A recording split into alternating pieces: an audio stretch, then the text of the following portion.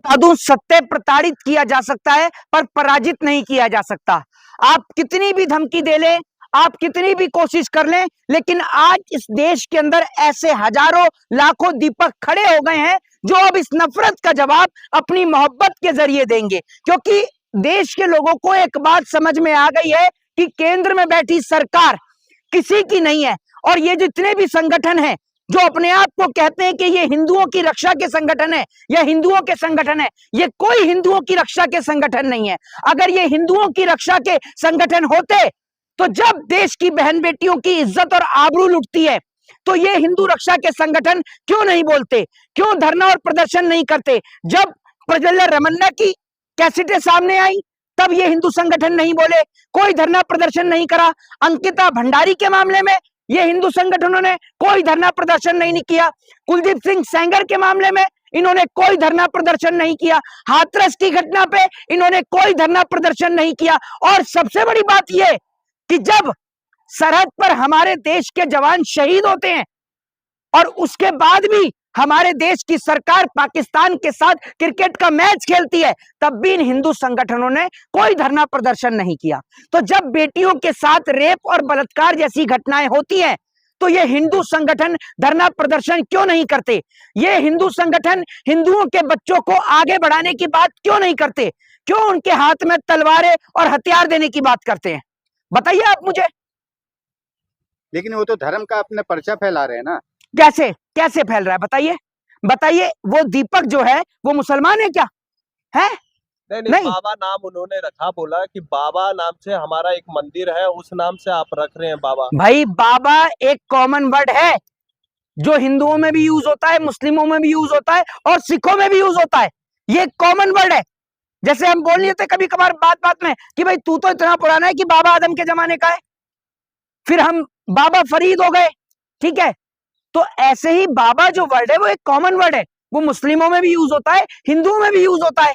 अज्ञात लोगों के खिलाफ एफआईआर दर्ज हुई है जबकि सबके नाम सामने है और वीडियो भी सामने। पूरे देश ने वीडियो देखी दीपक की। ना तो उस व्यक्ति ने कोई भी ऐसी बात कही जिससे हिंसा भड़के, बल्कि उसने तो एक देश में पैगाम दिया अमन, चैन और शांति का।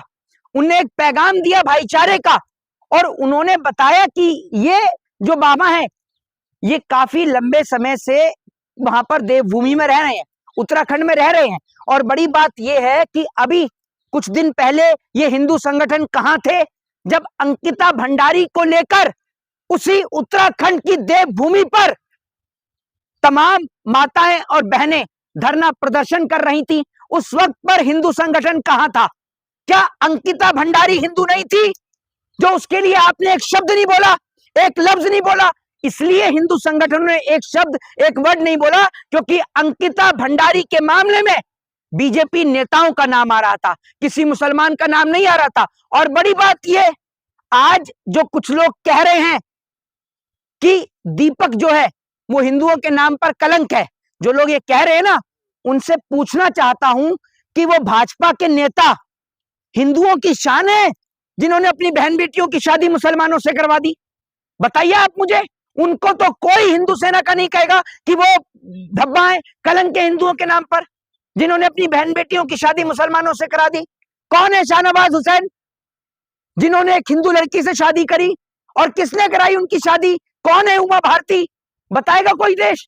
देंगे कोई हिंदू संगठन इस सवाल का जवाब? बताइए आप मुझे। आपकी किसी की आवाजें भी नहीं निकल रही। और यही गोदी मीडिया, यही तलवे चाट मीडिया जो पूरे देश में नफरत को तो पूरे दिन टीवी पर दिखाती है, लेकिन मोहब्बत की इस खबर कहीं ना कहीं टीवी चैनल और अखबारों से दूर है। दूर नहीं, बेहद दूर है। तो ऐसी मीडिया, ऐसी गोदी मीडिया और देश का फोर्थ पिलर ऑफ डेमोक्रेसी, ऐसा नहीं चाहिए देश को। फोर्थ पिलर ऑफ डेमोक्रेसी का मतलब होता है जिसमें पारदर्शिता हो, जिसमें निष्पक्षता हो, जिसके अंदर संविधान की गरिमा हो, जिसके अंदर अमन, चैन, भाईचारे का प्रमाण हो, और जिसमें इतनी ताकत हो कि सरकार से मुखर होकर सवाल कर सके। उसे कहा जाता है फोर्थ पिलर ऑफ डेमोक्रेसी, लोकतंत्र का चौथा स्तंभ। इसको लोकतंत्र का चौथा स्तंभ नहीं कहा जाता जो सरकार के तलवे चाट रही हो, सरकार की चाटुकारिता कर रही हो, सरकार की चापलूसी कर रही हो, उसको नहीं कहा जाता लोकतंत्र का चौथा स्तंभ। क्या अब ये नया ट्रेंड बनाया जा रहा है, जो मदद करने जा रहे हैं उनके खिलाफ ही एफआईआर दर्ज हो जा रही है, कह रहे हैं कि क्या नहीं, मैं आपसे ये बोल रहा हूं, क्या हो जाएगा इस देश में एफआईआर पर? जो लोग तलवारें बांट रहे थे उन पे भी एफआईआर हुई थी, बाहर खड़े ना आज निकल कर, क्या हो जाएगा एफआईआर से? आप किसी के ऊपर अगर बेबुनियादी एफआईआर करोगे तो इस देश के अंदर न्यायपालिका है, इस देश के अंदर कोर्ट है, इस देश के अंदर जुडिशरी है, इस देश की सर्वोच्च न्यायालय सुप्रीम कोर्ट है।